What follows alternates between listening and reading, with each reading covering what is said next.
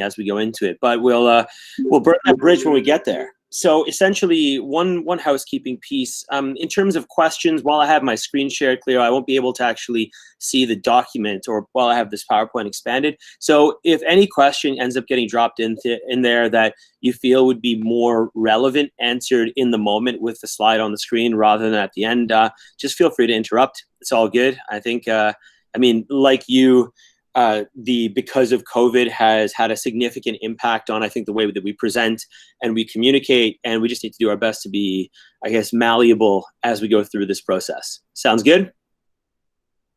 Yeah, sounds good to me. And I just emailed you the questions document either way, so when you're done, you can open the document whenever you're ready. But other than that, I'll jump in. Perfect.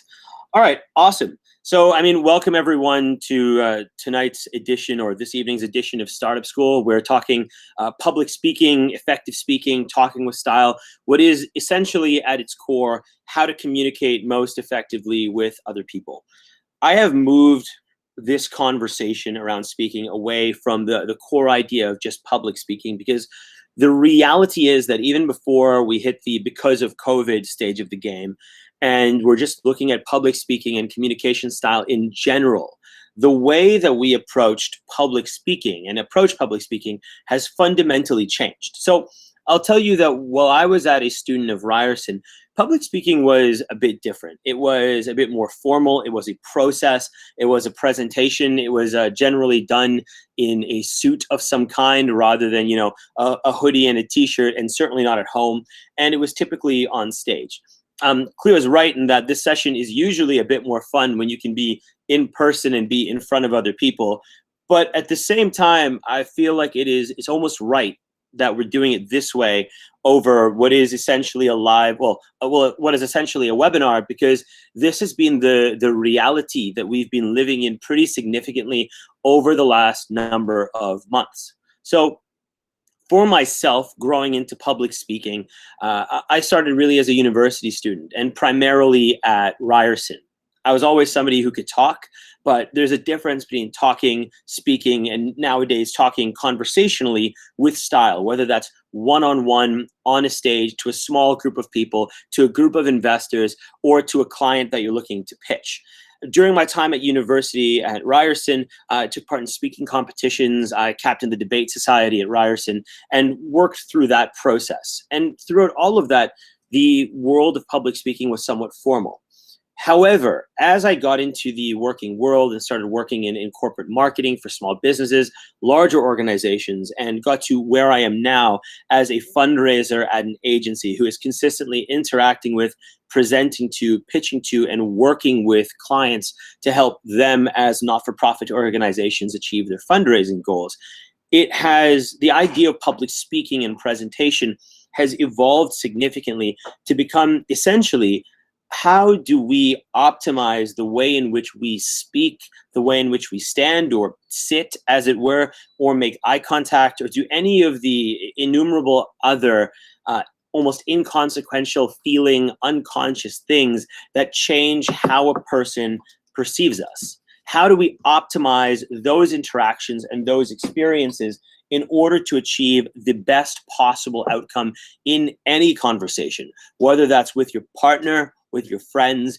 with your parents, with an investor, or with a client? So although I'm going to refer to it as public speaking, honestly, partially out of habit, a lot of the time, or throughout all of this, what we're going to be talking about is how to communicate the most effectively with other people. Now, before I get into that specifically, I want to put this in a bit of context for the conversation we're having today. So to my understanding, most of you are engaging in business in some way, be that as an independent, as an entrepreneur, as a student looking to become an entrepreneur or sell something, or as somebody generally growing within your career. Now, I've laid out the following few blocks from the perspective of somebody who manages their entire marketing mix, but really this can apply to anyone. In today's day and age, with social media being what it is, with the opportunity to put yourself, your brand, your ideas, your perspective, your face, your voice out into the world, everyone on some level has a marketing mix. They have a set of tools and competencies and steps that they take in order to proliferate who they are within their network or to a broader, wider mix of individuals. And that can happen as an individual person or as a small business or as a larger scale organization.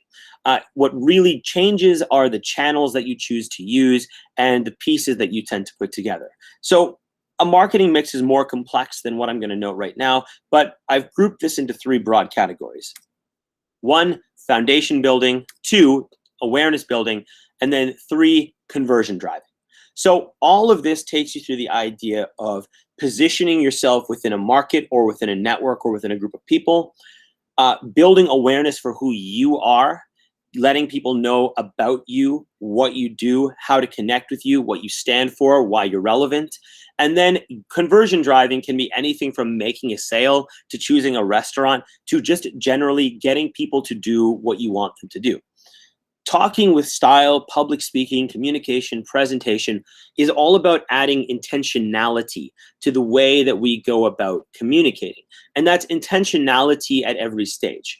As we'll talk about quite soon, the way in which public speaking has evolved means that we no longer really have an environment where a person goes from, like, I am my social self to, oh, I'm on a stage now. Hello, I am a presenter. Now I am presenting to you. Those lines have blurred pretty significantly, so that now, and especially now, when all of you sitting there are getting a view into my home, and most of the time when we're working with people over Zoom or Hangouts or somewhere else, we're seeing people in much more personal environments. The blur between the professional persona or the speaking persona and the personality of a person at their core has very much blurred. And that is compounded upon by the fact that a lot of the channels that I've listed here, your online real estate, your website, your social platforms, etc., organic social media, paid social media, and of course, public speaking, an email series to a list of subscribers, all of those are things that are no longer the province of large-scale organizations. There's something that people can do too. When it comes to communicating effectively and it comes to public speaking, what's important here is that we understand where it factors in.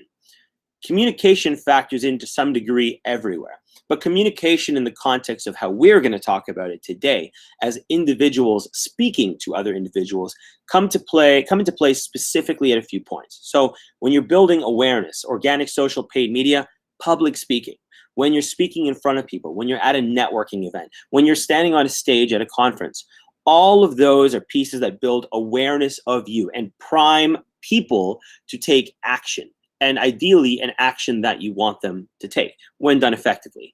On a foundational level, your online real estate often includes nowadays something like video. Capacity to speak effectively on video is vital. Capacity to speak on other systems like podcasts that you might use to build your profile and your brand is vital. So public speaking comes into the mix there as well. And then, of course, there's conversion driving. People buy from people. To a degree, you buy a product, you buy a certain item. But for many of you, at least if you're in the entrepreneurial space, or you're at the onset of your career, I mean, when you're talking about conversion or selling something, you're not walking in there with a lawnmower and saying, hey, can you buy this lawnmower because you have a lawn? It's not as simple as that. There's an aspect of credibility building that we'll talk about soon that plays a significant role. And a lot of how you build that credibility is through the way in which you communicate, especially at the onset of decision-making. Purchases are made to people. You sell things when you get in the room or you communicate. As you grow larger, and if you're selling a tangible product, maybe that changes. But at the onset, how you interact as an individual plays a pretty significant role. So contextually, really, public speaking fits in everywhere.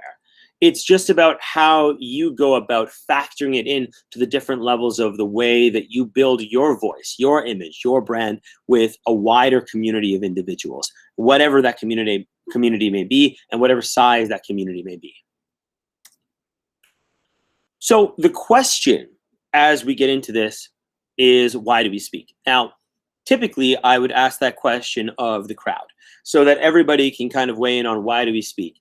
And usually I get answers like, to sell things, to inspire, to share your message, to share your ideas, to grow your Instagram following, to learn, to educate, to advise, to impart advice, to express yourself as art, right? But all of those are outcomes. They are things that happen because we speak. We're able to educate because we speak effectively. We're able to grow our Insta following because we're able to communicate in a way that is charismatic and that people connect with. We're able to sell things because people buy into the message that we are bringing them, especially at like enterprise level B2B type sales. That plays a pretty significant role. And especially if you're doing services and you're not selling a product or an enterprise solution in technology. So those are all outcomes of speaking. But why do we speak? At the core of why we speak is we speak to get people to take action. At the core of speaking is we speak in order to get people to do a thing. That thing might be following our accounts. That thing might be connecting with us in future. That thing might be buying something that we sell or that we own. It might be hiring us to work for a certain company or hiring our organization or getting you to consult. It could be any of a number of different components. But at the end of the day, it's all about getting people to do a thing. So when we talk about speaking, we're talking about how do we use our voice, our words, our communication in the best possible way to get people to take action. And that's why speaking gets a little complicated, because what works with one audience won't work with every single other audience. So there's a degree of finesse and nuance that goes into this. The other level of that is that the role of authenticity and communication nowadays is quite significant. So people are actively looking for and can tell when you're, for want of a better or for want of better words, putting on a show.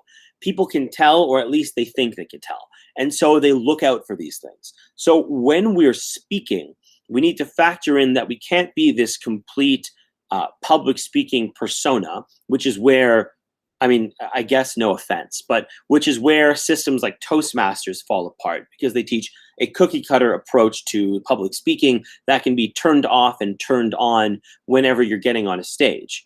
But that's where that falls apart, because people are on the lookout for that now, and that immediately damages trust.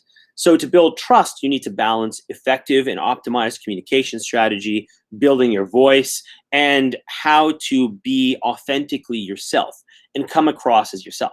Now, in my opinion and from my experience, the only way to do that is to optimize your communication across the board, which means not only being a strong communicator when you're on a quote unquote stage or when you're in a professional environment, but incorporating some of the ideas we're talking about today into all aspects of the way in which you communicate with other people. Now, what we're going to talk about today is inherently foundational, because public speaking is so nuanced, because your authentic self the authentic self varies from authentic individual to authentic individual. There is a nuancing of this that a single person can't speak to. What I can do, and what we're going to do today, is I'm going to lay a foundation for all of you to build on so that you can speak and communicate more effectively with others and get them to do the thing. So before we get to that, though, we need to talk a little bit about the barriers that we need to overcome in order to speak effectively, because it's not enough to just get up on stage and say words. And stage in this context can mean anything from a literal stage at a conference to the head of a table in a boardroom, to a classroom, to a conversation with a few people, to like an old school chat on the golf course, to a conversation in a bar. It can be anything and everything. But I mean, for your context, I will use stage as a blanket term to refer to any environment in which intentional communication with a goal to take action may take place. So in order to do that, in order to get people to take action, You need to get them, likely in most cases, to change a behavior, which means there's a degree of inertia. Now, people are usually pretty married to their inertia. They're married to the things that they want to do, the ideas that they've had, the perspectives that they keep, and they want to keep to those things. It's just human nature. In order to overcome that and get people to take additional action beyond what they would generally have taken, we need to establish credibility. And sometimes that's difficult. So there are two levels of credibility. There's technical credibility and perceived credibility. Technical credibility is essentially your resume. It's everything people can find out about you. It's your LinkedIn profile. It's your previous jobs. It's your testimonials. It's anything and everything that a person can find out about you or that you say about yourself. It's your background, essentially. If you're speaking on a topic, then your technical credibility is what backs you to make you a relevant and valuable voice on that topic. An example for me would be, I can speak fundraising pretty effectively as a professional fundraising. However, if I were to talk to you about how to build a car or animal husbandry or farming or how to fly a plane, I know nothing about those things, and nothing in my background that anyone can find would imply that I have that knowledge and experience required to speak on this topic. So that means that my technical credibility isn't up to scratch. So technical credibility is important, and we'll dig into that in a sec because it plays a pretty significant role in how we're perceived by people before we even begin speaking, especially since you can find out a lot of things about most people with a quick Google. Then you have your perceived credibility. Perceived credibility is what you actually say. So that's you up on stage, communicating, connecting with people effectively, and finding a way to present yourself in a way that other folk can buy into. We need both of these things in order to be effective speakers. If you have great technical credibility, but you can't get up in front of anyone or talk to anyone and translate that information over to them in a way that they will understand and can resonate with them, you might be the most intelligent, accomplished, experienced person on the planet with the most genius idea. However, if that idea can't be translated to other people, it is not going to connect with them effectively. Perceived credibility, on the other hand, is brilliant until people start looking for actual content. If you can say things really nicely, however, there is no actual content behind it, that also means that people will disengage with your idea. If we want people to take action, we need to showcase that we have the knowledge and experience for our opinion to hold and perspective to hold credibility. And we also need to say it in a way that inspires people to believe in our credibility. So technical and perceived credibility work together. When we're talking about how to build presentations today, we're going to be building those two together. A quick note on perceived credibility versus inertia. So these are just things to take into account. There's not necessarily action to take coming out of these. They are simply things that we should consider as we're working through the idea of how to present ourselves effectively. And what these essentially come down to are conscious and unconscious biases that people may have that may have an impact on you as an individual relaying an idea. First and foremost is how you look. This can go from anything from how you're dressed. So if you're presenting to an old school room that's used to people presenting in a suit or formal wear, and you show up in hoodies and sweats, then that's not necessarily something that's going to connect with them effectively. But it could also be a lot more nuanced than that and a lot deeper. That's a pretty superficial example of how you look can have an impact on the way in which people engage and interact with you. How you speak, how you sound, how you say the words you say, how you comport yourself through language. Your race, this is unfortunate, but it has never been more relevant now with, systemic racism is something that has been in discourse for an exceptionally long time, and it's at the forefront of many conversations right now, as it should be. So we would be remiss not to acknowledge that how we look at a person's bias against other people, their culture, their image, who they are, and where they're from, have a role to play. And the same goes for culture, gender, presenting or otherwise, and then and the way in which people interact with that information. Because at the end of the day, people and humans react to things first emotionally and then rationally. We have the gut reaction and then we have the head reaction. So we hear a person speak and we say, I really like how they speak. Then we listen to what they say and we may not like what they say. So because people react to things emotionally first, it behooves us to understand what they may react emotionally to. Often there's nothing we can do to correct, quote unquote, for those things. And frankly, in virtually everything that I just listed, correction is not and should not be considered necessary. However, if we're taking an introspective and analytical look at how our communication affects other people, these are factors that can be taken into account. There's also the challenge of social context. And this is all about understanding the expectations that people have of an expert in the sector. One of the easiest ones is age. There is an expectation, or there's an expectation that has existed in many sectors. The fundraising sector still has this to a degree, that the older you are, the more things you know, and therefore the more weight your perspective carries because you've been around for longer.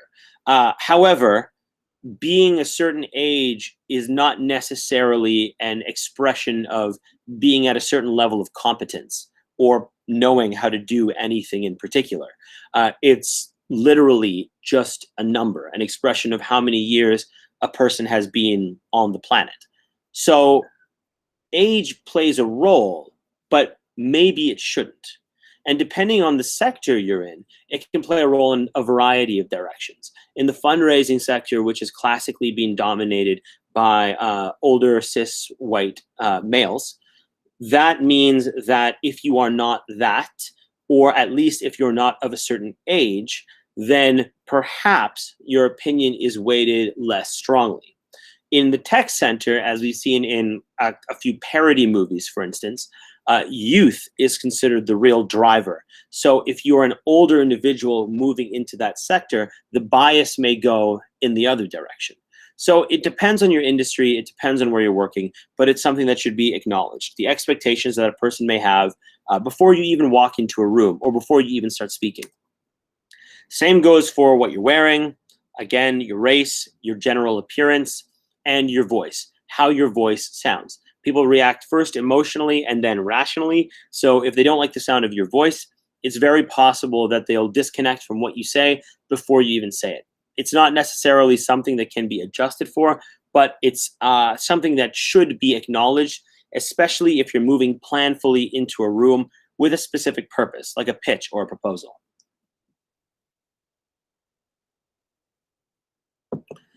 At the end of the day, perceived credibility, which is most of what we'll be talking about today, is how you manage expectations. So let's get into what it actually takes to communicate effectively. Essentially, from my perspective, there are three pillars for really good communication: authority, clarity, and confidence. Put all three of those together, or build something on all three of those pillars, and it will likely stand fairly strongly. We'll talk about authority first, because authority is an interesting one. Authority is essentially your technical credibility at work. It's people's capacity to buy into what you do. It's your backing, your information, your knowledge, your experience. Building authority is important, and it's also done in the background. It's something that is done when you're on stage, because if somebody's never seen you before and you're showcasing a case study, metrics, successes, methods of interaction, then that builds authority with that group of individuals. However, If we take a formal presentation, for example, or a boardroom pitch, like the proverbial boardroom pitch, usually a degree of research has been done on you before you're in that room doing the thing. Your authority is what exists behind that. So when people Google you, they get something positive, and ideally something that reinforces your professional expertise.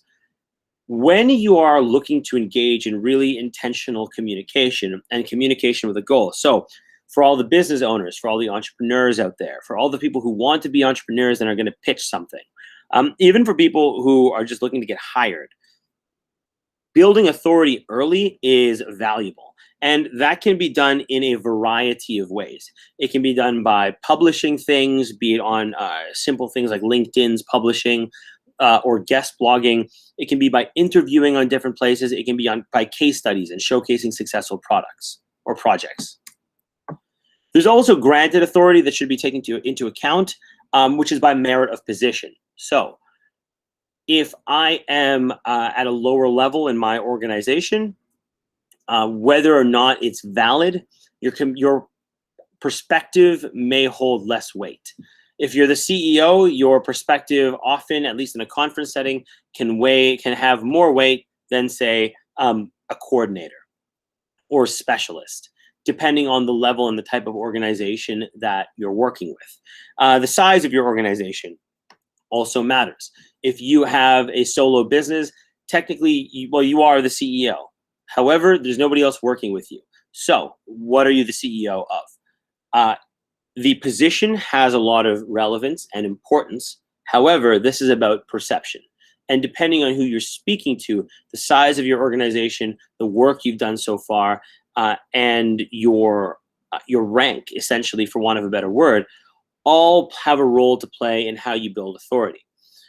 Thankfully, authority is something that you can actively build by looking for different opportunities to drive publications, do interviews, and showcase your success.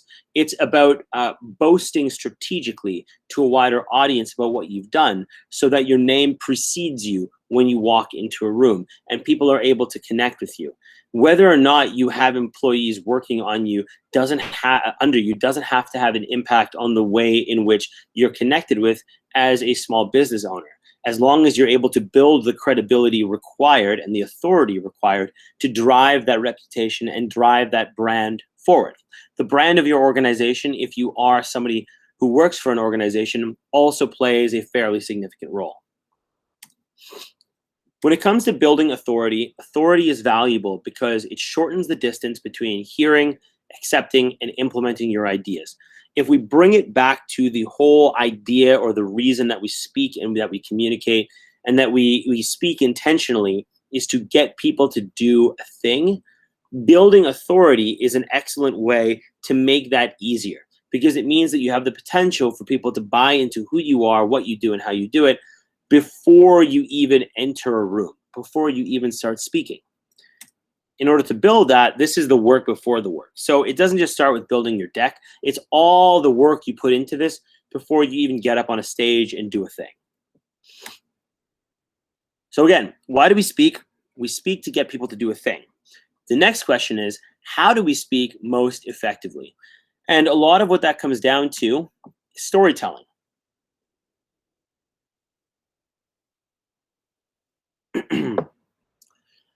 Stories are one of the most powerful ways that we have to translate ideas from one person over to another. In fact, in Yuri Hassan's 2016 TED Talk, he noted that to our surprise, we saw that all of these complex patterns within the listeners actually came from the speaker's brain. So what they noted was that when a person was hearing a story, their brain waves reacted in a certain way and interacted in a certain way that was different. And so what they found was that when one person hears a story from another person, the brain waves actually synchronize between the storyteller and the person listening to the story. What this implies is something that, to be fair, we largely already knew, that stories are one of the most effective ways to translate information, whether that's history, whether that's origin stories and stories of creation, whether that's culture, or whether that's recipes. Telling things in a story allows people to connect with and retain information more effectively. However, I mean, and of course, not everything that you're going to talk about over the course of your career lends itself to an active narrative. So the question is, how do we actually build storytelling effectively? And what I want to do is firstly show you an example of what bad speaking and storytelling looks like, and then talk about a bit of a formula to help you build a narrative arc into your presentations and even conversations more effectively. As before, it's nuanced. So what I'm providing you with is a foundation to build on in order to communicate and speak more effectively. Cleo, at this point, largely just say something if you cannot hear this next bit, and then I'll just speak to it. Welcome to Toastmasters International's World Championship of Public Speaking. A gift from Grammy Eric Feinendagen.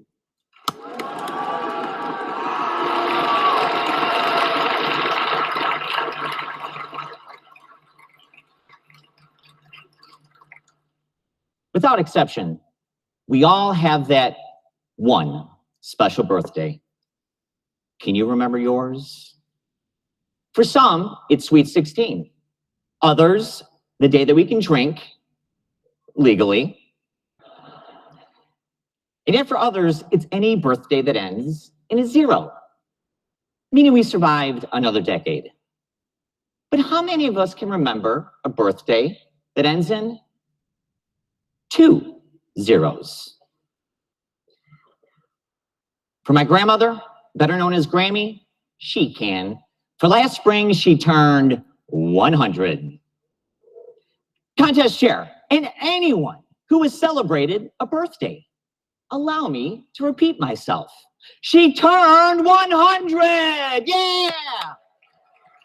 And that's about enough of that. So essentially, the idea here is that public speaking, as it's been viewed historically, was a lot more like this. It is something that people turn on when they get onto a stage, in this case, a literal stage. It's something that is a persona, it's an act, it's a show that you put on in order to connect with other people in a certain way. However, that just doesn't really work anymore. And I mean, I know I'm picking on Toastmasters, but really, this is where the idea of highly structured and highly repetitive, inflexible public speaking coaching falls apart, because it just doesn't work. That rhythmic cadence that comes out of many people who are trained in the exact same way is immediately identifiable by an audience, which means that it immediately turns off an audience that is used to being sold to all the time on every medium at every moment, because everything that we surround ourselves with at this point is a sales tool. So how do we move away from that? I mean, it begins with being more conversational and more authentic to your standard way of speaking within reason. But how do we make it more conversational is by taking another look at the idea of effective storytelling. And what that comes down to is essentially applying what we can consider to be the hero's journey. Very, very broadly, and certainly not the dictionary definition of a hero's journey. The hero's journey and that narrative arc takes a person through an evolution. It takes them from who they are, which is often very clearly outlined, to who they will become by putting them through a set of trials, tribulations, and a single defining moment that changes them as an individual. I'm using The Hobbit here very, very intentionally, because the positioning and the evolution of Bilbo Baggins is one of the most clear expressions of the hero's journey possible. you took this individual who was a homebody. They liked to eat, they liked to drink, they didn't like to go too far afield. Adventure was frowned upon. They just wanted to live a comfortable, rich life in their comfortable, rich home. Enter the wizard Gandalf and this troop of dwarves who are on the hunt for a treasure and to take back the one dwarf's homeland from a dragon. Initially, Bilbo has significant resistance. He likes his home. He likes where he is. He likes his inertia. He likes to be where he is in that moment. However, as circumstances evolve, he finds himself pushed out the door and into the world. He undergoes a number of challenges and, in his case, near-death experiences, all the way to being a critical part of fighting this dragon at this mountain. And then the Bilbo that we see after this critical climactic moment is a Bilbo that is stronger, that is braver, that is richer, that craves adventure and wants to be out in the world. Bilbo the homebody became Bilbo the adventurer at the end of this journey, where something changed the way he looked at the world, reinforced that change over time, brought him to a defining moment, and then made him better because of it. And that's the hero's journey that we need to look at building through our communications. And in the context of this, I'll speak a little more to pitches, presentations, and formal or more formal speaking. So, the hero's journey. I've broken this out into essentially 4 parts. The inciting incident, the rising action, climax, and the close. The inciting incident gives context. Whenever you're speaking, you have a group of people in front of you, or even a single person in front of you, who see the world in a certain way. They've come into the world in a way, and they believe that the way that they're doing things right now is the way that it should be done. They believe that they've made the purchases they need, that they are comfortable in their home, for want of a better word. Giving context at the beginning is where you illustrate that there is a problem in their world, or a gap that needs to be filled, or something that has been introduced into their life that means that their comfortable existence isn't as perfect as it could be, that there is a gap and there's also an opportunity. The rising action provides framing and content. What that means is, once you've given context, you've shown that there's a gap that exists within their life or their world. And then once you've followed up on the idea of that gap that exists within their world with an opportunity, now you need to establish what that opportunity is and why that opportunity exists. It's not enough just to tell them that an opportunity exists. You have to show it to them through content, through evidence. And this is what the rising action is. The climax is your one defining moment. This is your call to action. This is the thing that you want people to do. And the close gives context once again. But now you're giving context from the standpoint of how the other person will be better for taking the action that you illustrated in your call to action. So Bilbo was comfortable at home until the dwarves and Gandalf showed up and gave him the context of a homeland that needed saving, a dragon, and the role that he could play to change things. Then, as he continued to go on this journey, continuing to doubt himself, event after event took place that built his confidence, built his strength, moved him forward towards the defining moment of fighting this dragon. And then after he fought this dragon and survived/won, now he's a better person because of it. You can take people through a similar journey by showing them a need that exists within their world. So shaking them out of their inertia by giving them context for how their life could be better. Then by giving them additional evidence of the fact that their life could be better to allow them to move that forward. Then giving them what they need to do, the action that they need to take in order to better their lives, and then showing them how their lives will be better by taking action on this.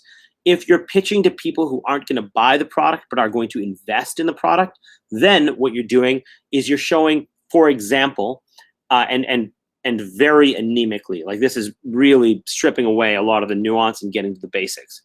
Now you're showcasing a need, an opportunity, a gap in a certain marketplace.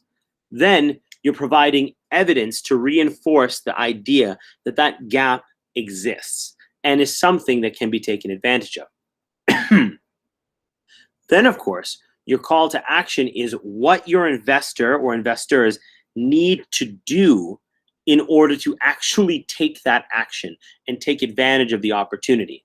And then your context brings you to how their lives will be better. In this case, how they will make the return on investment given the success of your product or your service in market. Again, super stripped down idea of what it takes to actually pitch and sell something in. That's like making a 5-slide deck out of what really is up to like a 30 or 40 slide deck. But that's essentially how this lays out. I've always called this essentially the presentation hourglass. You deliver context, framing, a call to action, and then context again. So you start at the broadest point, showcasing an opportunity that exists in the world. Then you frame it and you deliver content. So you narrow it down a little more and you make it a little more practical. Then you bring it even narrower and you couch it in action, a thing that needs to be done in order to achieve the opportunity that you offered at the beginning. And then context again, by showcasing once more that life will be better in some way by taking the action you described. This can also be applied to, well, you as an individual. So you have your inciting incident, gives context, rising action, framing and content, climax, the call to action, the close, give context. Your inciting incident gives context, and that is essentially a statement of relevance. Now, that statement of relevance can be why the conversation is relevant to an investor, showing the gap in the market, or if you're talking employment or you're pitching yourself, it's your statement of relevance. You are standing here in front of another person or through a camera to another person. They have infinite other things that they can do with their time beyond listening to you. Your authority helps you get them into the room so they start listening to you. You have to keep them there though, and that's your statement of relevance, showcasing why the opportunity cost of sitting there and listening to you is outweighed by the value that you are delivering by being there and communicating with them. Then the rising action content is trust building experience. So if you're pitching yourself, now that you've proven that you're relevant to this room and that they should at least entertain spending time with you, you need to build trust. Your authority does some of it, now you do more of it by illustrating expertise, experience, knowledge, success that connects with you as an individual to build trust from the other person to you. The call to action is, of course, whatever you want. What do you want that person to do? You want them to hire you? You want them to invest in you? What is it that you want them to do? Do you want them to choose a different restaurant this evening? What do you want them to do? Then, of course, how they'll benefit. How people will benefit from taking the action that you've brought them to. So as an individual, you're saying why you are relevant in that room, why the value you're delivering outweighs the opportunity cost of any other thing that a person could be doing. Then you have trust building experience, building upon that statement of relevance by bringing us to expertise, ideas, experiences that make the person trust you. Then you talk about what you want, the action that you want people to take. And then, of course, you bring it to how they'll benefit from this. Speaking is all about taking people on a journey from what they believe right now, where they live, their home right now, where they're comfortable, to what you want them to believe. Sounds manipulative, it also is. If you are an effective speaker, that means that you are able to optimize the way in which you communicate to achieve a certain outcome. If it helps, everybody else does the same thing. So what you're doing is you are actively pursuing a world in which you can move your beliefs, your ideas, your needs, your sales forward by shifting the perspectives and the actions that other people are taking towards the action that you want them to take. But of course, in order to do that, you need your perceived credibility. You need to present ideas in a way that allow people to connect with you effectively. If we're looking back at the pillars we initially discussed, we had authority, clarity, confidence. Authority is the work before the work. That's what we've built so far. Clarity is how we frame out our ideas. It's applying that narrative arc, that hero's journey, to every aspect of our communication. Projecting confidence is physical. It's all about how you stand, how you move, how you engage, how you interact. It's what people see. And again, people, two things. One, react emotionally first and then rationally. So they react to what they see or hear or engage with on a physical level, and then they react rationally. They qualify that with their own thoughts, knowledge, and experiences. The second thing is that people buy into people. Especially if you're pitching something, you are the human representation of your entire organization and brand, particularly if that brand isn't big enough in market yet to carry its own weight. Under that model, you are that brand. So how do you project confidence? Confidence essentially is about your body and your voice. It's building your physical self in a way that distributes confidence outwards and projects confidence to a group of people. And it's about speaking in a way that conveys confidence, and it conveys ideas that you want to connect with other individuals. You can't, well, I mean, I guess you could have one or both of these, but you're more effective if you have both of them. And the interesting thing is that physiologically, in many ways, confident body drives confident voice.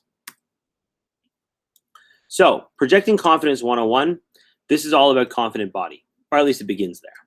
Start by keeping your feet planted, keeping your back straight, set your shoulders back and square them to whoever you're speaking to, and take deep breaths from the diaphragm. And this is where a confident voice comes into play. This seems super simple until you start analyzing yourself actually taking action. Largely, I'm attempting to do the same thing while sitting down. And there's a real reason for that. The last one, of course, is tilt your chin up and smile, and especially at the start of a talk. All of these things seem like simple things that we do on a regular basis. However, especially now that we've been sitting in front of a computer screen for the last, 6+ months as we've been going through our own COVID experience, this is more difficult than ever before, because typically our posture in front of a computer is pretty rough. Head down, shoulders hunched, shoulders rolled forward, back bent, slouching in your seat.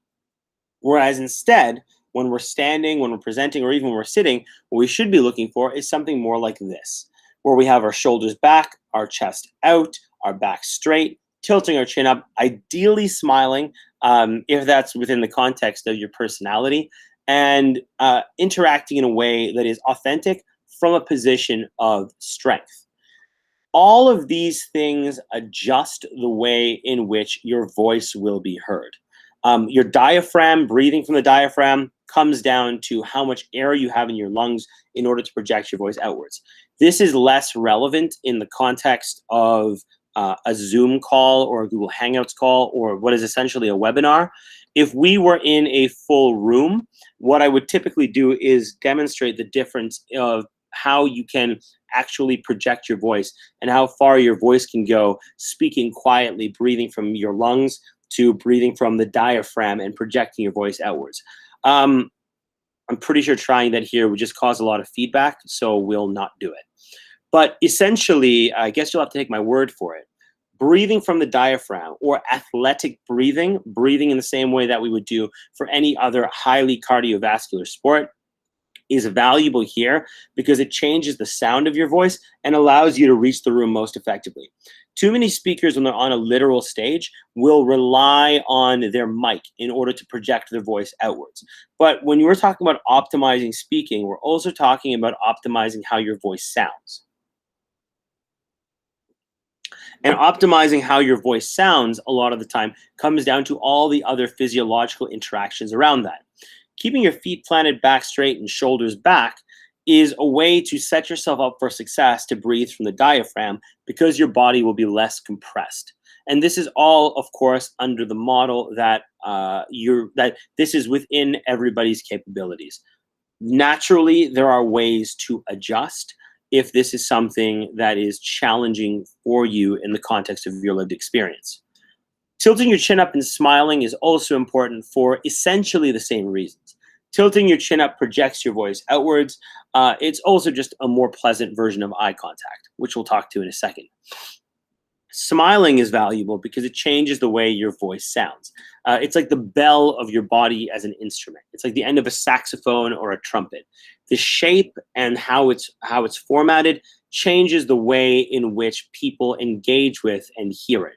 There's a reason that people on chats, telemarketing, etc., and sales and customer service are always taught to smile when they're speaking, because people can hear the smile in your voice and people engage with a person who smiles.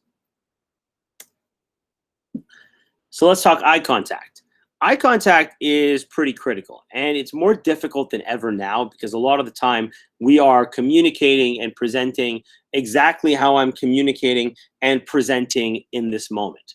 So essentially, when we're talking about eye contact, what we're looking at is how we can unconsciously, effectively connect with people in the best way possible. Because eye contact, in many ways, is engagement. That's what it is. If you are not making eye contact with a person, then that person perceives you as not being engaged with them. In the context of a Zoom call, that's people who are looking at their screen over here while their camera is at the side of their face, or looking down at the ground at their picture in the corner while the camera is up here. Now you're looking at the person's temple and the top of their head.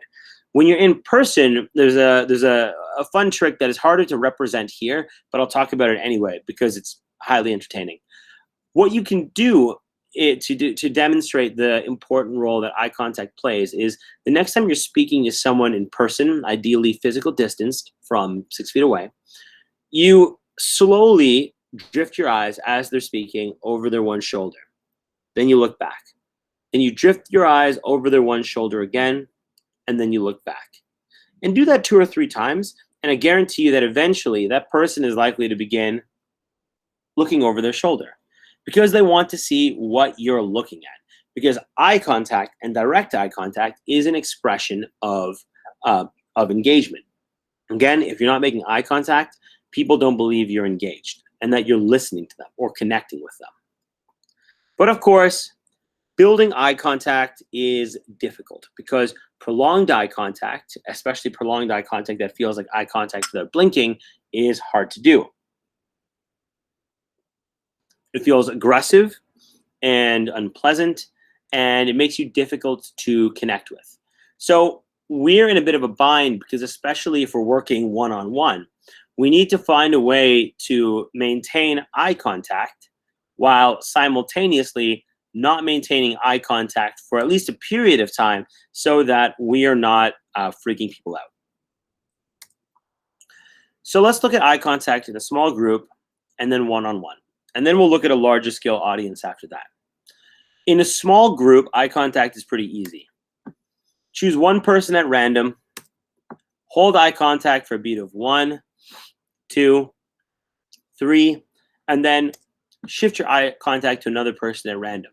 So if I was presenting to you in a room, I would start with maybe one person towards the back, hold eye contact for a beat of 1, 2, 3, so we've established a clear connection, and then I'll look to another person. Establish eye contact for a beat of 1, 2, 3, so we have a clear connection, and then a third person. And so maybe you have 5 people in this group. I would choose another person at random.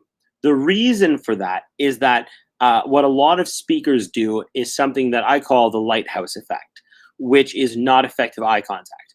That's when you just start at one side of the room and you slowly sweep to the other side of the room. And you slowly sweep back. And you slowly sweep back again. This is the same group of people who say that if you look over a person's head while you're speaking, it looks like you're talking to them. No, it does not. It absolutely doesn't. People can tell if you're making eye contact with them, whether you call it a sixth sense, you feel the hair raising on the back of your neck or something. We can tell when people are looking at us. So faking eye contact by either just sweeping your gaze glassy-eyed across a room or looking over someone's shoulder or looking over their head is not effective. We need to make direct eye contact for a short period of time and then switch to the next person. How do we do that in the context of one-on-one? Because now there's no one to look at.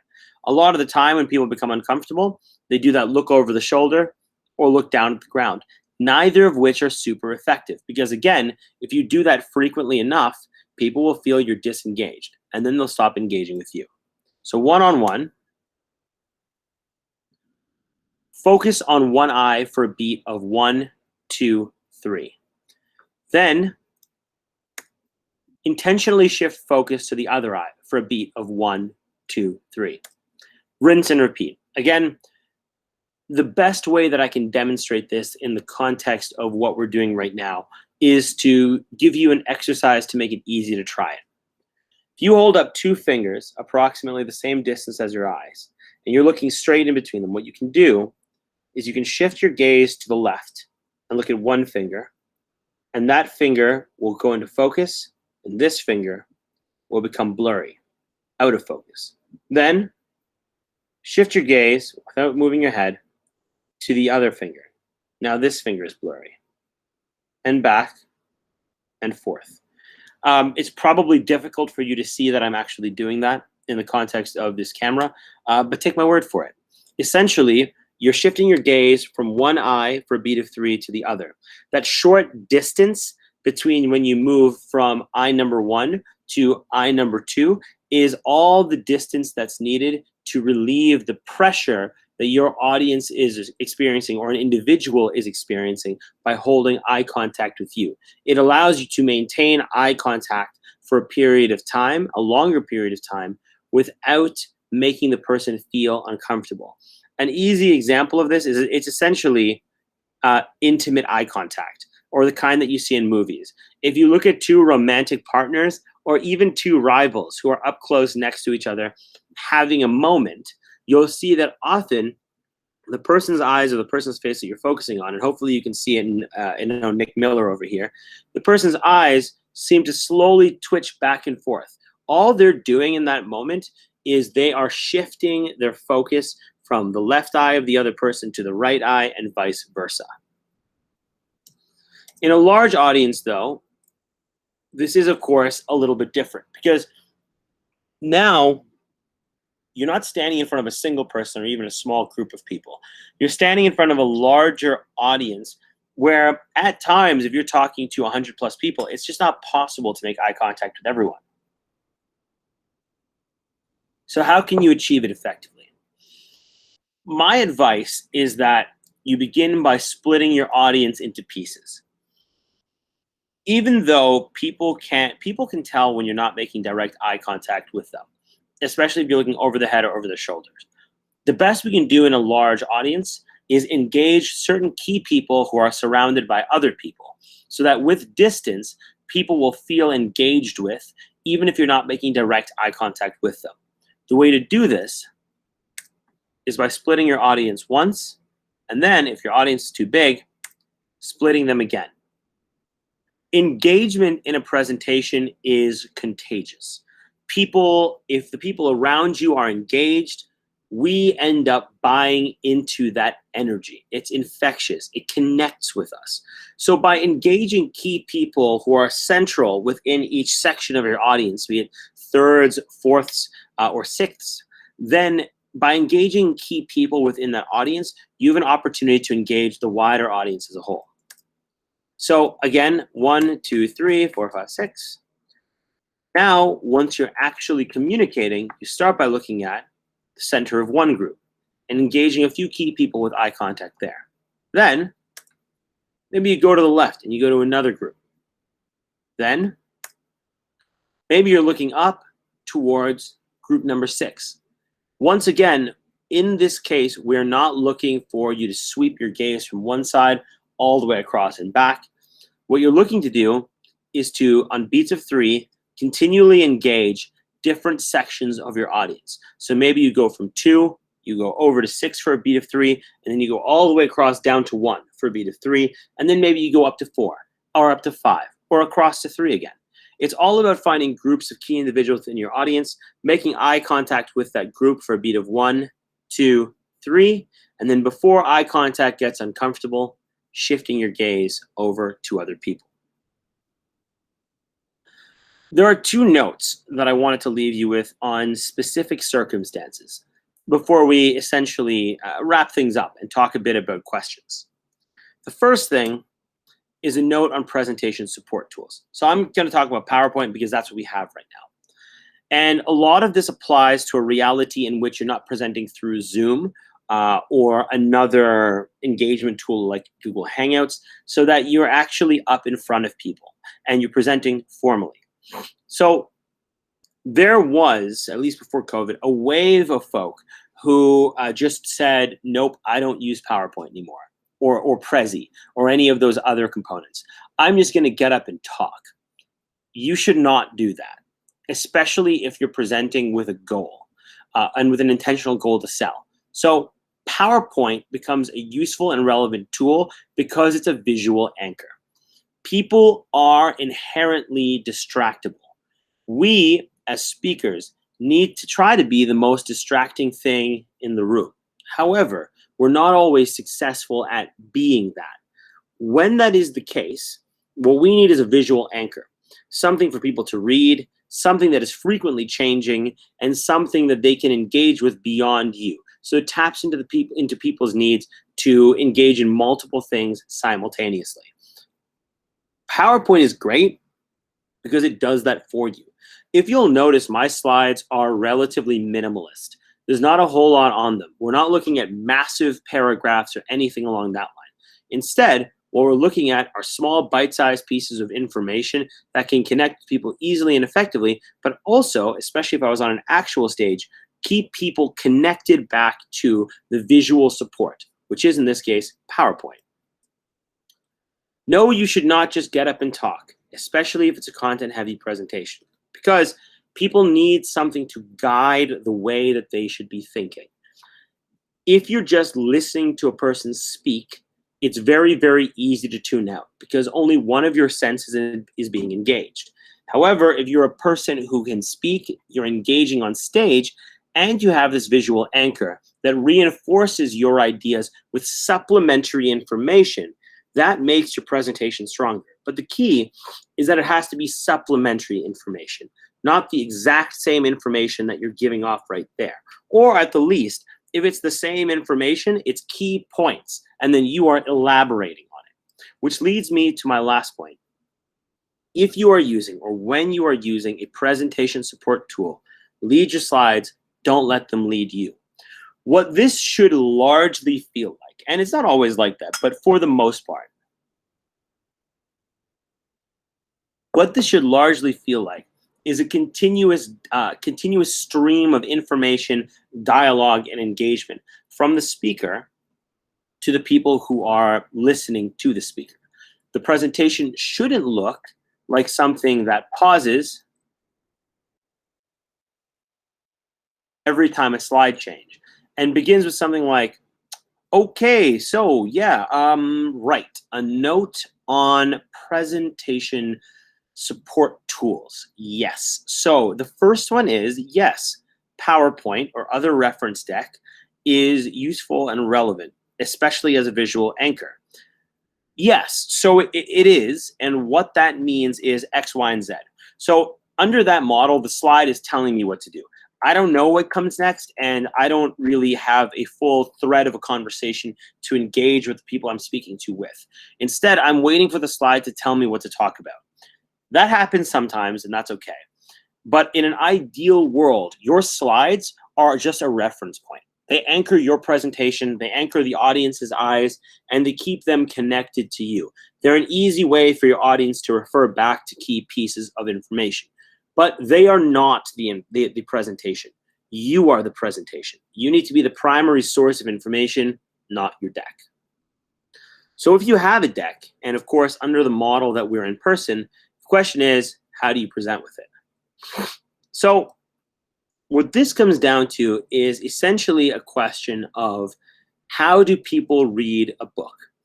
When you are presenting, especially in a formal presentation that's on a stage, part of your job is to make it as easy for your audience to take action as possible. And that means engaging with them visually in a way that makes sense. So there are two principles that apply here. One, we engage with whatever is closest to us first. So if you are standing beside or behind, as I've seen before, your PowerPoint deck, then the most important thing in the room, the most prominent thing in the room is the PowerPoint deck. You become secondary. So the first thing is, stand in front of your deck, referring back to it. The next thing is, in North America, people read from top left to bottom right. So if you are a single individual who are standing in front of your PowerPoint, then you need to be forward. That's how you get to the top of the page. And then you need to be to the right of your slide. So that for me as the audience looking at you, I'm starting on the left, I'm reading you, then I'm reading the deck, and then when I turn the page, I'm back to you. If it's two of you, then the person on the left, or a person who is on the audience's left, should speak first, refer to the slide deck, and then pass it on to the person on the right. So the left page is you.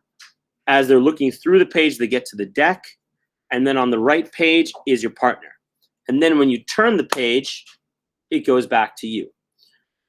Because that's how people naturally engage with ideas, presentations, with ideas and readership, we want to mimic that as much as possible in reality of us speaking in front of a group of people.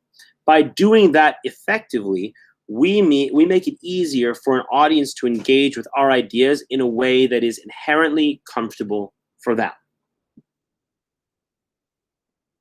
The last note that I'll leave you with before I offer any room for questions or conversation is a quick note on Zoom or Hangouts, or any other video system that you happen to be operating on during the course of the pandemic and physical distancing.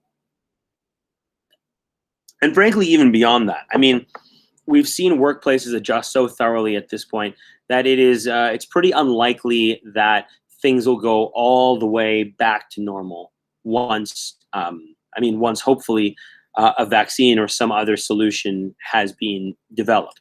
It's unlikely that things will go entirely back to the normal of before. We'll be looking at a new normal where things are highly integrated and video and communication over video over distance becomes a new norm. So how do you speak effectively on Zoom, for instance? Starts with plant your feet, just as you would while standing. The moment people get into a seated position, especially even on camera, a lot of the good habits tend to go out the window. So, I can tell you that typically if I'm working, my posture looks a little more like this. I don't have my back straight. I'm not breathing from the diaphragm. My feet are definitely not planted on the ground. And so I become a less effective communicator. So while you're communicating with the intention of communicating effectively, plant your feet just as you would while standing. Avoid slouching. I'm definitely a culprit of slouching, whether it be to the side like this, back, or forward, but avoid it as much as possible intentionally. Our standard posture in front of the computer is typically pretty horrible. And the last one is look at the camera.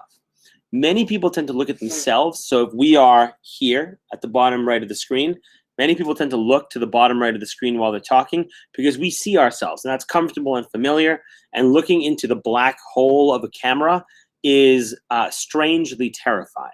So people tend to look down towards themselves, or they tend to look at another engaging window. So this might be here, but I'm looking here and typing and doing something else, or even just looking at something else. because people aren't engaging with you in person and experiencing the same distracting elements that you are, you being distracted stands out way more significantly on Zoom or Hangouts or another tool like this than it would elsewhere.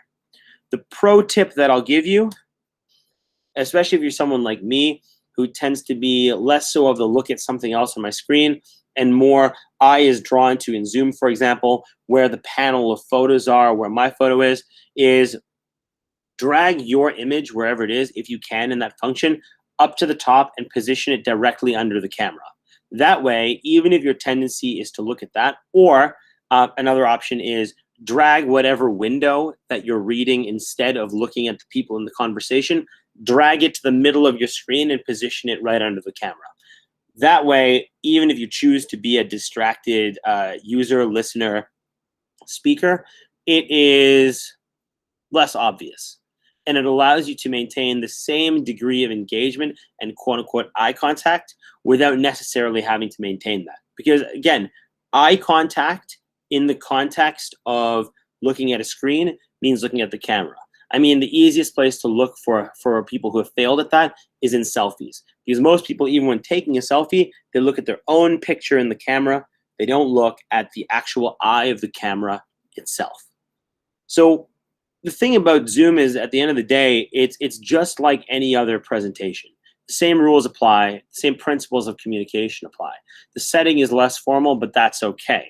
Because at the end of the day, the core principles of strong communication remain, no matter what your environment happens to be. Because what we need to remember is that the way in which we communicate isn't just about how we speak on the stage in that moment. It's about how we converse on a regular basis across all of our channels with everyone. Today, presentation is conversation. It's how we connect ourselves to other people effectively. Whether you're in the home environment sitting in front of a Zoom call, or you're on an actual stage in front of hundreds of thousands of people, or you're in a boardroom in front of a few investors, or you're speaking to your employees after a successful campaign, after a successful product launch, after a successful event. The same principles apply. And today, that means it's not just about public speaking. It's not just about presentation. Today, presentation and the idea of public speaking is conversation. It's just conversation that sounds better.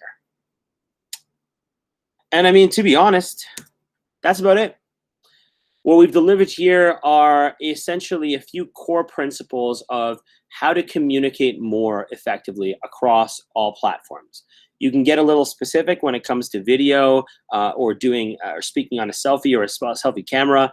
There are nuances to speaking on stage, and everything changes when you inject a person's own personality and the environment of your audience in.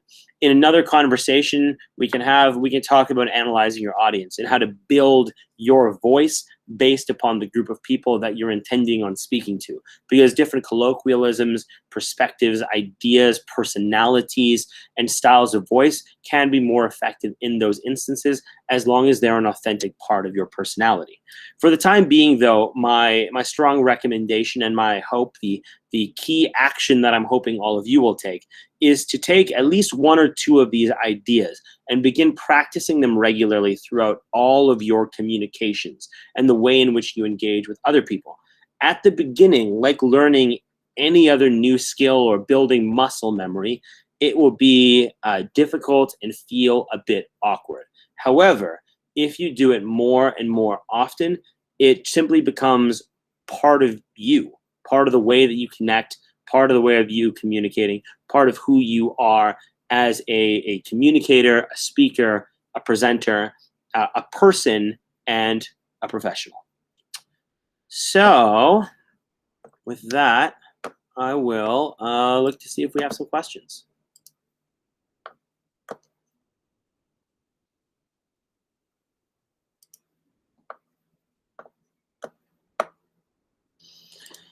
Alrighty, so we have a few questions here. So diaphragm is breathing through the diaphragm better through the nose and mouth?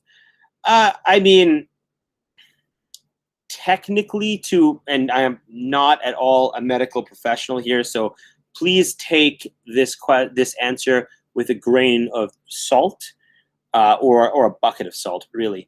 When I was taught about breathing, it is that in the best case scenario, you should breathe in through your nose and out through your mouth. You shouldn't be breathing through your mouth on a regular basis. Breathing through your nose is also useful in presentation because it allows you to actually speak at the same time.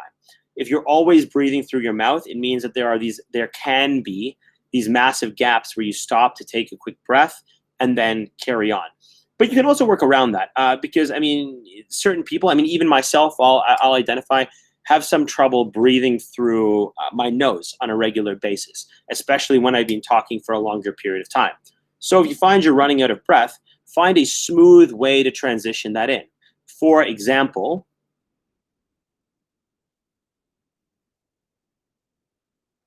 having a slow sip of coffee or wine or whatever covers the fact that you may need to take a breath and stop and pause for a sec to collect yourself. And you can use that in a variety of ways as well.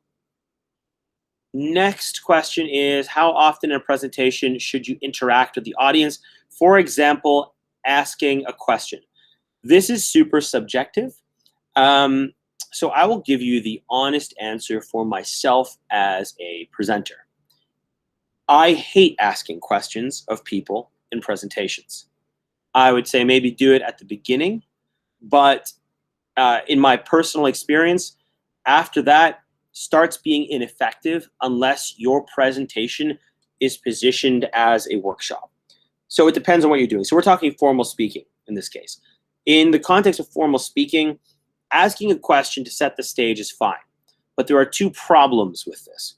Problem number one, and this is just me potentially being a cynical individual, is that you're giving a lot of power to your audience. So I've faced disengaged audiences before, or audiences who frankly didn't want to be there necessarily and were just put there for a variety of reasons. When there is very little that feels less great than asking a question in a peppy, upbeat voice, ready to connect, and hearing silence, hearing just complete dead air. You are giving your audience a lot of power over the outcome of your presentation exceptionally early in the process. And unless you're very practiced and very smooth and can very easily recover from this by smoothly answering your own question and carrying on, that moment where you ask a question, okay, yeah, so I mean, essentially what it is answer, answer, answer. Super obvious what happened there. The other thing is that unless this is meant to be a workshop or a dynamic, engaging experience, the rest of the audience isn't there to listen to people give you answers. They're there to hear answers from you. The most I will do is I will pause to allow questions to be asked to me during a presentation. If we were there, if we were in person, I would have paused a few times in this process to say, are there any questions? Is this resonating? How are you all feeling? Is this connecting? Is there anything that doesn't make sense? Obviously, it's harder to do that now. Thank you, COVID. But that is what it is. That's the kind of engagement that I would recommend. There is similarly, I mean, when you're presenting, it's all about not creating opportunities for people to become disengaged. So if you're asking a question of your audience, what is the answer for this? And somebody gives an answer, and the person to your left thinks, wow, that was a stupid answer. That person's immediately disengaged. So in that context, again, you're giving a lot of power to an audience of people you don't know to determine the outcome of your presentation for other people, including the people around them. Question number 3, is there a sweet spot for how long someone should speak? Sometimes I'm asked to do an hour presentation, and that always feels so long. Along those lines, what about time of day, or how many slides to have, or length in replying to an interview question? I mean, I'll go through each of them in turn. Is there a sweet spot for how long someone should speak? It depends on what was sold, to be honest with you. So it's all about context. So if you were brought on to do a 3-hour presentation and you only speak for 1 hour, you've spoken for too short a period of time. If you're brought on to do a 1 hour presentation and you speak for 3 hours, then you've spoken for too long and will probably be waved down. I will identify that I'm someone who's a classic over presenter, meaning I tend to go over time. But as long as you're delivering value, that's usually okay. It's a bit different if you're in a conference and you're up against a real timeline, which has happened before. But at the end of the day, it really comes down to the context that people have bought into. So if you and part of that comes down to reading your audience. If your audience is super engaged, you're not going too long. But if you're going over time and you have a silent audience that isn't paying attention, then you're going too long. So the short answer is no. What you should really target is delivering the most value in the shortest period of time. So when you're speaking about something, everything that you're saying should contribute on a value level. If your audience is indicating that it's not contributing at a value level, then that's an indicator that you need to either adjust your subject matter in the moment or you should be wrapping things up. So what about time of day? I mean, frankly, often you don't really have a lot of control over that. The general standard is never present just before or just after lunch, because then people aren't paying attention. They're either hungry and they're waiting for lunch, or they are sleepy because they've just finished lunch. Dinner presentations are pretty standard, so people are used to it and comfortable with it. Same goes for breakfast presentations. That's why at a lot of conferences, the ones that'll be most successful are your breakfast plenaries and your evening plenaries, because people are used to that experience, and lunch is a weird time where people are transitioning. In terms of how many slides to have, again, your slides should supplement what you're saying. So essentially the number of slides that you tend to use should be slides that all deliver value. So there is no sweet spot for number of slides. I've done presentations that are 2 hours with 5 slides. I've done presentations that were 45 minutes with 25 slides. It comes down to making sure that every slide delivers value. Good slide management is to make your slides with text that's big enough to easily read and is easily scannable. So again, it's subjective. It depends on the kind of presentation you're doing. If you're doing a heavily content-driven presentation, more slides is better, because delivering complex information is better done with something that's reinforced. So if I'm presenting metrics on a campaign, I want more slides because I want numbers that people can interact with and engage with. Length in replying to an interview question, I'm assuming this is in the context of a work interview, or you're interviewing for a job, or you're interviewing on a podcast. It depends. I'll take you through both.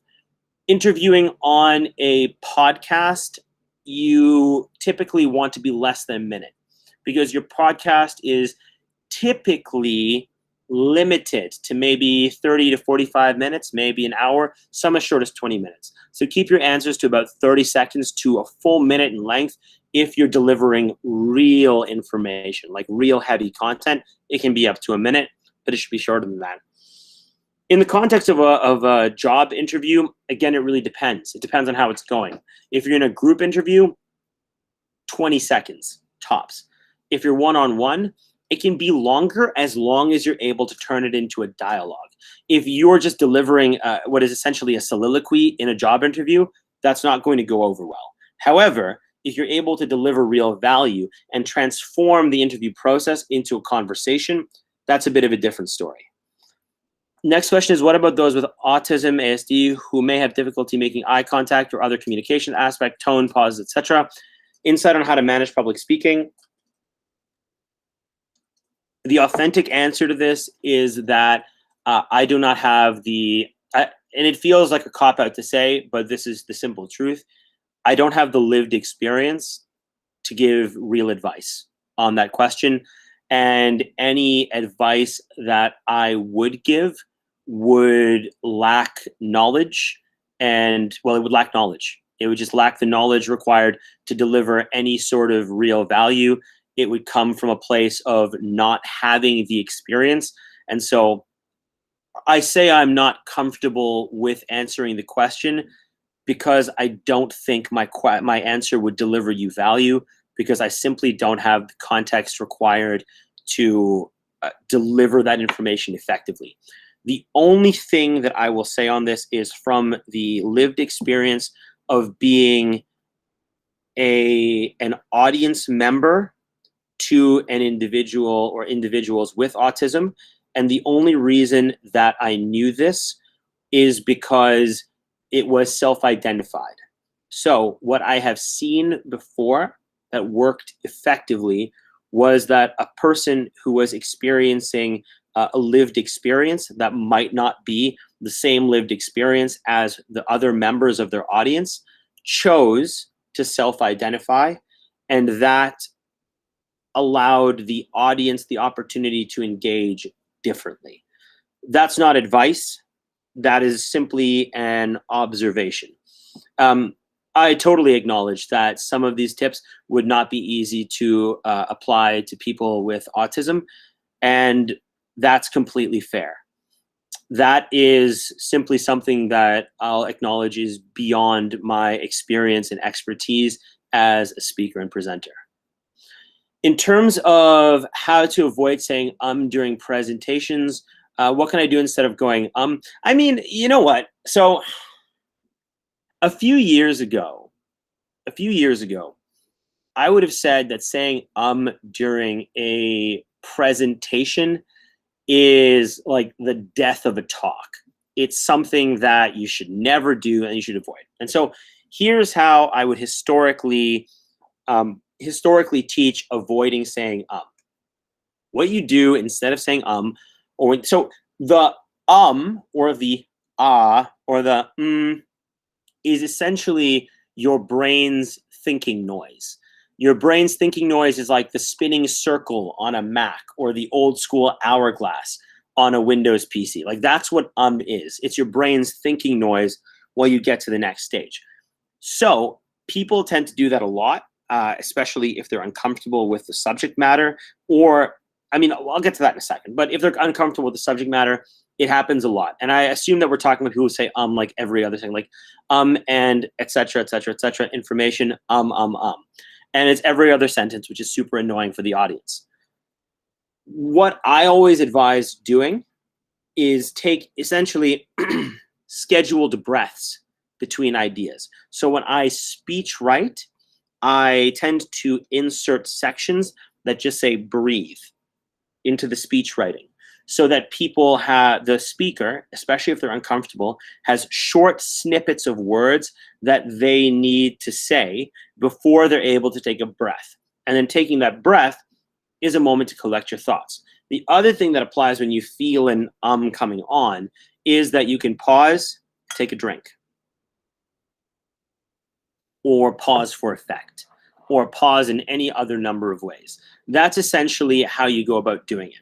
And if you do that intentionally for long enough, you stop saying Now, I'm going to walk that back a little bit and say that as presentation has evolved, this matters a lot less. So as you probably or maybe heard throughout this process, I've said a few times. Not a lot, not a lot or enough to have it be every sentence that I'm saying has an in it. Definitely not to that degree.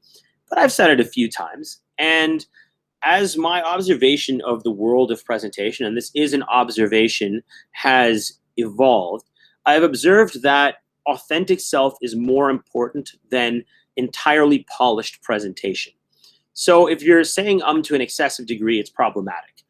If you're saying once or twice or even a few times throughout the course of an hour to an hour and a half presentation, not a big problem, as long as it's integrated as part of your personality. So if you're literally thinking about something and saying so you look to the side and say and build it into the persona or the personality, then that's entirely fair.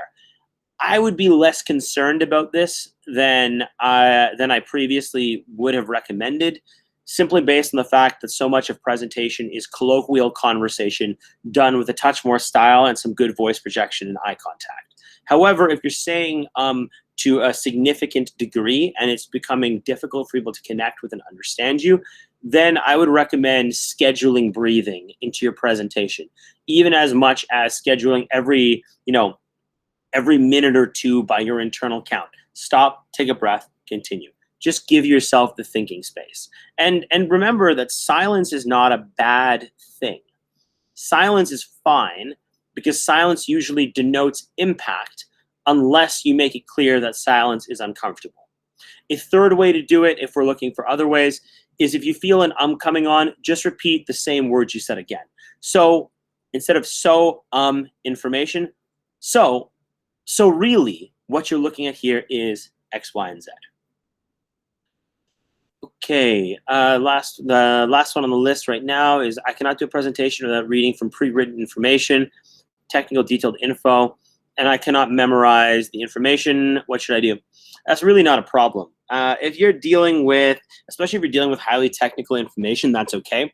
What you don't want to do is just read from a sheet. So here's a piece of paper that was on my desk. So what I don't want to do is just read from this sheet of paper. What I also don't want to do is, if I have a deck behind me, speak to my deck like this without looking at the audience. The reason for that is twofold. One, this messes with your voice if the paper is in front of your mouth. It also hides your face, and people who hide their face through their hands and whatnot, or through body language, are typically seen or perceived irrationally, emotionally, as less trustworthy. So you damage your trust by doing that. Same goes for if you're not looking at your audience, you're looking at your slide deck, and you're speaking to your slide deck instead of speaking to your audience. There's also the eye contact thing, because if you're looking down at a page the entire time, you're not making eye contact with anyone. And that makes you as a speaker essentially white noise.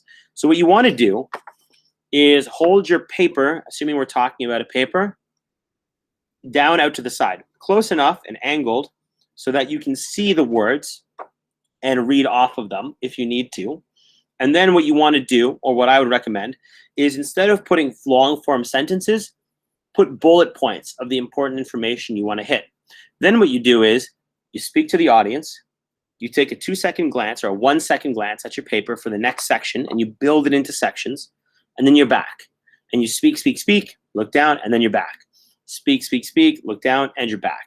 And do that over and over and over again throughout the presentation. That's totally fine. The other thing is that a lot of the time, especially if you're at conferences or you're somewhere where you're really delivering highly technical information, you'll have a podium. So prop it on the podium, stand in front and do that.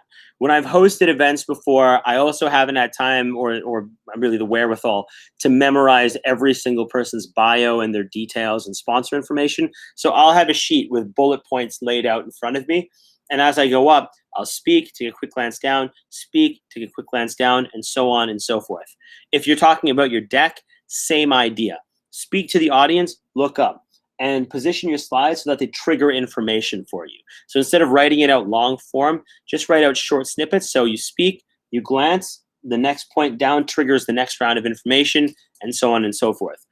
The tips that I'm talking about throughout this process are the ideal. As I said, they're an ideal and they're a foundation. Everyone has different nuances that change and affect how they are capable of engaging with those ideas. And those ideas really may not even at all be applicable to every single person throughout this process. So what you want to do essentially at this point is find the best ways possible to use as much as you can to optimize your communication as much as you can. And at the end of the day, it's all subjective. Bring it all back to who you are as an individual so you're engaging in an authentic way. This isn't about rebuilding how you speak to people. It's about optimizing how you speak to people, because we all communicate, but we can all do it better. So how do we make ourselves better? What can we optimize and what can we build on? And I think that's about it. If there are no other questions, Cleo, I'll pass it right back to you. All right, everybody. Thanks for a great one. They really kept you on this one, Mo, like heavy. It's 7:45 there. I feel like we did amazing, and the numbers stayed like hella high tonight. So everybody, thank you so much for joining us at another night of Startup School. Mo, if you could send me the presentation. Everyone, for those of you who didn't catch it, the presentation will be up on the website by end of day tomorrow under past sessions. You'll see slides, you'll see video, all that good stuff. And I'm sending you a survey in 10 seconds. If you guys could fill it out, that would be great.